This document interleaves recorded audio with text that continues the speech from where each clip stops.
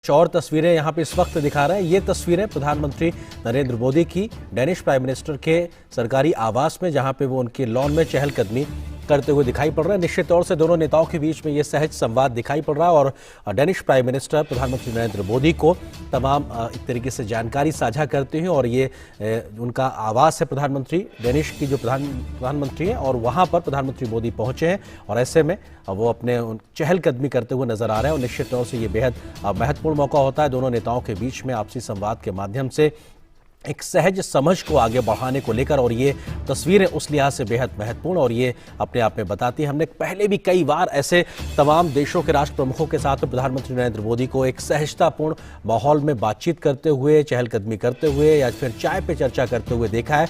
उसी प्रकार की तस्वीरों को एक बार हम फिर से कोपेनहेगन से, डेनमार्क की राजधानी, जहां पे प्रधानमंत्री का जो राजकीय आवास है, वहां से हमको ये तस्वीरें दिखाई पड़ रही हैं। और दोनों नेता सहजतापूर्ण तरीके से आपसी संवाद करते हुए, ये तस्वीरें अपने आप में बेहद महत्वपूर्ण, क्योंकि कई बार ऐसे पहले मौके हमने देखे हैं जब प्रधानमंत्री मोदी की भारत में किसी राष्ट्र प्रमुख के साथ में इस प्रकार की तस्वीरें, या फिर जब वो कहीं विदेशी दौरे पे होते हैं तो इस प्रकार की एक सहज संवाद की स्थिति देखने को मिलती है।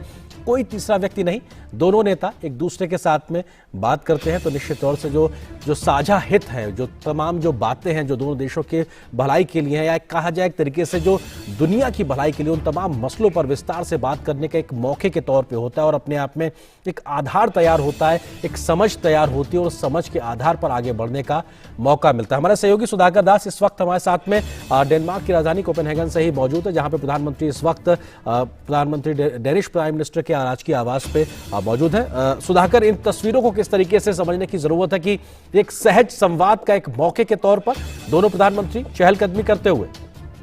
बिल्कुल आर्यन, आपने सही कहा। और भारत डेनमार्क रिश्तों की एक नई तस्वीर है, ये नई एक तरह से नया अध्याय है आप कह सकते हैं। ये सिर्फ केमिस्ट्री नहीं है, बल्कि ये दोस्ती की एक नई इबारत लिखी जा रही है। जिस सहज तरीके से दोनों नेता संवाद कर रहे हैं, और हम देख सकते हैं कि एक इनफॉर्मल तरीके से, और ये एक दूसरे को समझने समझाने की कोशिश। तो आप देखिए डेनिश पीएम का जो इंडिया के साथ कनेक्शन है, पीएम मोदी की वो जब कई बार जब वो भाषण देती हैं, उन्होंने अपने संसद में हो या कई मंचों पर, उन्होंने भारत के लोकतंत्र की ना सिर्फ तारीफ की है, बल्कि पीएम मोदी ने भारत में जिस तरह से कदम उठाए हैं उसको आगे बढ़ाया है। देखिए डेनमार्क उन देशों में है जिसने पहली बार किसी देश के साथ ग्रीन स्ट्रैटेजिक पार्टनरशिप की है। तो बहुत महत्वपूर्ण ये संवाद। और भारत को लेकर अगर निजी तौर पर डेनिश पीएम के नजरिए से आप देखें तो उनकी बेटी साल 2019 में स्टूडेंट एक्सचेंज प्रोग्राम पर भारत आई थी, केरला आई थी और काफी खुश होकर लौटी थी। लगातार पीएम फ्रेडरिक्सन पीएम मोदी को, चाहे उनकी चुनावी जीत हो या अन्य अवसरों पर, उनको बधाई देती रही हैं। तरह से बहुत गहरा संवाद उन दोनों के बीच होता रहा है। कोविड के दौरान काफी बार संवाद हुआ दोनों नेताओं के बीच। कोविड के बाद अगर कोई फर्स्ट लीडर जिसने इंडिया विजिट किया था तो वो डेनिश पीएम थी। तो आप समझ सकते हैं कितना आत्मीय संबंध दोनों नेताओं के बीच है। और जाहिर तौर पर इस संबंध की वजह से भारत डेनमार्क रिश्तों को एक तरह से न सिर्फ मजबूती मिल रही है, बल्कि एक नया अध्याय भी उसकी वजह से लिखा जा रहा है। जी आर्यन। सुधाकर, ये जो एक आपसी समझ होती है दो देशों के राष्ट्र प्रमुखों के तौर पे, जब वो एक सहज संवाद करते हैं, ये कितना एक मददगार एक आधार तैयार करता है उस ठोस बातचीत के लिए जो अब से कुछ देर बाद शिष्टमंडल स्तर के आधार पे होगी। क्योंकि एक नेताओं के बीच की समझ, देशों के एक दूसरे की जो हित है उसके बारे में, एक दूसरे के बारे में कंसर्न्स को समझना, ये एक तरीके से मौका देता है आगे बढ़ने के लिए, जमीन तैयार करने के लिए। बिल्कुल। देखिए, हम जानते हैं कि पीएम मोदी किस हम्बल बैकग्राउंड से आते हैं, किस तरह से गरीबी में उनका संघर्षों में जीवन बीता, और आज वो जो कुछ भी कर रहे हैं उसमें कहीं ना कहीं जो समाज में सबसे निचले पायदान पर जो व्यक्ति है उसमें आत्मविश्वास भरने की कोशिश रहती है उनकी तमाम नीतियों में। और अगर डेनिश पीएम की भी बात करें आर्यन, तो वो भी काफी हम्बल बैकग्राउंड से रही हैं। उनके पिता एक टाइपोग्राफर थे, उनकी माताजी एक टीचर थी। तो निश्चित तौर पर ये दोनों ऐसे नेता हैं जो जमीनी जो समस्याएं हैं उनको समझते हैं, उनको दूर करने का तरीका जानते हैं। और शायद यही वजह है कि दोनों नेताओं के बीच इस तरह की एक जो बेहतर केमिस्ट्री बनी है। और निश्चित तौर पर लगातार 2020 में ग्रीन स्ट्रेटेजिक पार्टनरशिप भारत के साथ हुआ था डेनमार्क का। उसके बाद साल 2021 में डैनिश पीएम ने भारत विजिट किया था। हमने देखा कि किस तरह से अगले 5 वर्षों के लिए ग्रीन स्ट्रेटेजिक पार्टनरशिप को आगे बढ़ाया जाए, उसमें क्या short term long term goals हो सकते हैं उसको तय किया गया है। और आगे ये जो एक इनफॉर्मल संवाद है, ये दोनों नेताओं के बीच संवाद को, समझ को तो आगे बढ़ाएगा ही, बल्कि डाउन द लाइन आप देखें तो जो पूरा तंत्र है, कई तरह के मैकेनिज्म है, उस मैकेनिज्म में भी एक नई जान फूकेगा और उनको एक तरह से ये संदेश संकेत जाएगा कि हमको नई ऊर्जा के साथ इन संबंधों को मजबूत बनाने के लिए, इसको आगे बढ़ाने के लिए और नई सदी के जरूरतों के हिसाब से वैश्विक चुनौतियों का सामना करने के लिए तैयार करना होगा, उस दोस्ती को और भी मजबूत करना होगा। तो ये एक बड़ा संदेश जाएगा, तो उसका बहुत ज्यादा फायदा मिलने वाला है। आर्यन, सुधाकर, जो हम तस्वीरों में देख पा रहे हैं, खिली हुई धूप और चारों ओर हरियाली, और क्योंकि हम डेनमार्क को एक ग्रीन पार्टनर के तरीके से देखते हैं और ये महज एक सुखद संयोग ही हम कहेंगे कि संभवतः डेनमार्क के प्रधानमंत्री ने जो परिधान धारण किया हुआ वो भी लगभग हरे रंग के तरीके से, तो निश्चित तौर से एक जो सहयोग का जो बड़ा आधार है वो भी कहीं ना कहीं एक ग्रीन पार्टनर के तरीके से लगाता है और फोकस भी हमको नजर आ रहा है। और शायद ज्यादा बड़ी हम तरीके से हेडलाइन भी उसी नजरिए से देखेंगे जहां पे ग्रीन कोऑपरेशन में एक बढ़ते हुए सहयोग को हम देख पाएंगे। जी बिल्कुल। और अब देखिए आर्यन, एयरपोर्ट पे किस तरह से डैनिश पीएम वो पहुंची, उन्होंने पीएम मोदी का स्वागत किया। घर पर वो अपने हस्बैंड के साथ, पति के साथ उन्होंने पीएम मोदी को रिसीव किया। तो वो कोई भी मौका नहीं छोड़ना चाहती हैं। पीएम मोदी कंफर्टेबल रहे।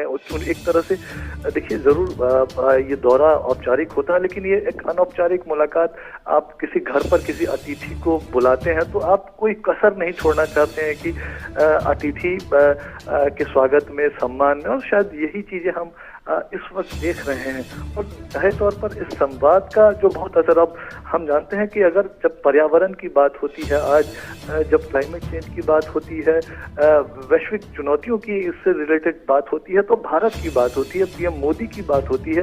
पेरिस समझौते को जिस तरह से लेटर स्पिरिट में भारत ने आगे बढ़ाया है, जिस तरह से पीएम मोदी का कमिटमेंट रिन्यूएबल एनर्जी को लेकर है, सिर्फ कमिटमेंट ही नहीं है, भारत ने 2022 तक के जो रिन्यूएबल एनर्जी के लक्ष्य को चाहे हासिल किया हो, चाहे साल 2030 तक 40% से ज्यादा जो रिन्यूएबल एनर्जी का जो कंपोनेंट ऊर्जा एनर्जी सिक्योरिटी में रहने वाला है, तो एक बहुत महत्वपूर्ण है।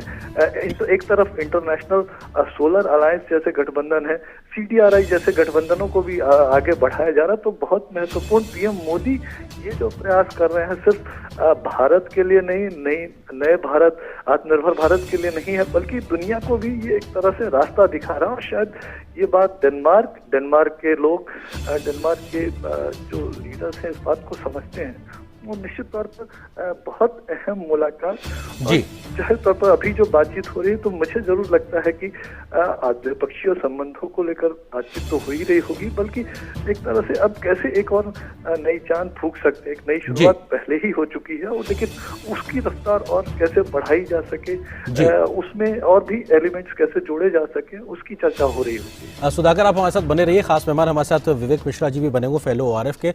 विवेक जी, किस तरीके से आप इन तस्वीरों को समझने की कोशिश करते हैं, क्योंकि एक दो नेताओं के बीच में जब आपसी सहज संवाद दिखाई पड़ता है तो तमाम मसलों पर एक समझ को विकसित करने का एक मौके के तौर पे भी होता है। और प्रधानमंत्री मोदी को डेनिश प्राइम मिनिस्टर द्वारा अपने घर पर रिसीव करना, ये भी अपने आप में एक दिखाता है कि साहब किस स्तर पे डेनमार्क भारत के प्रति उत्सुक नजर आ रहा है उसके साथ सहयोग बढ़ाने को लेकर।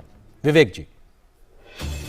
अब देखिए, पर्सनल केमिस्ट्री और विदेश नीति, इनको साथ लाना, ये मोदी साहब ने काफी बार बहुत ही अच्छे से किया है।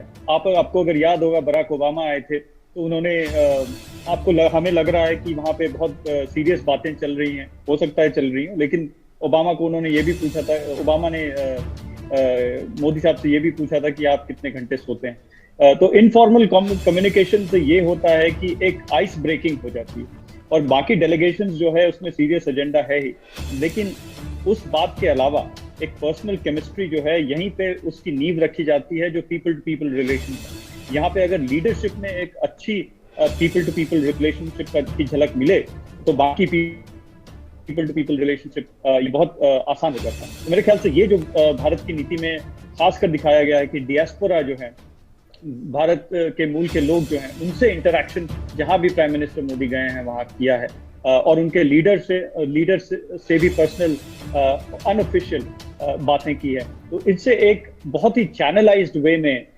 विदेश नीति और जो पर्सनल केमिस्ट्री है, ये एक इसको साथ लाया है। तो मेरे ख्याल से ये जो कम्युनिकेशन जो हम तस्वीरें देख रहे हैं, इससे ये पता चल रहा है कि बहुत ही बातें सरल हैं, और जो एजेंडा, सीरियस एजेंडा है, उसके लिए एक डेलीगेशन ऑलरेडी है, सब कुछ लाइंड अप है, और लीडरशिप अगर एक इजीनेस दिखे लीडरशिप दोनों तरफ की लीडरशिप में, तो ये दोनों देश के बायलैटरल बहुपक्षीय नीति के लिए बहुत ही अच्छी बात है। जी विवेक जी, जिस बात का आपने जिक्र किया कि हमने देखा कि ऐसी तस्वीर हमें पहले कई राष्ट्र प्रमुखों के साथ प्रधानमंत्री मोदी की देखी, आपको लगता है कि उनके विदेश नीति का एक अहम हिस्से के तौर पर किस तरह से पर्सनल केमिस्ट्री एक डेवलप करते हैं, जो शायद दोनों देशों के संबंधों को मजबूत करने में मददगार भी साबित होती है?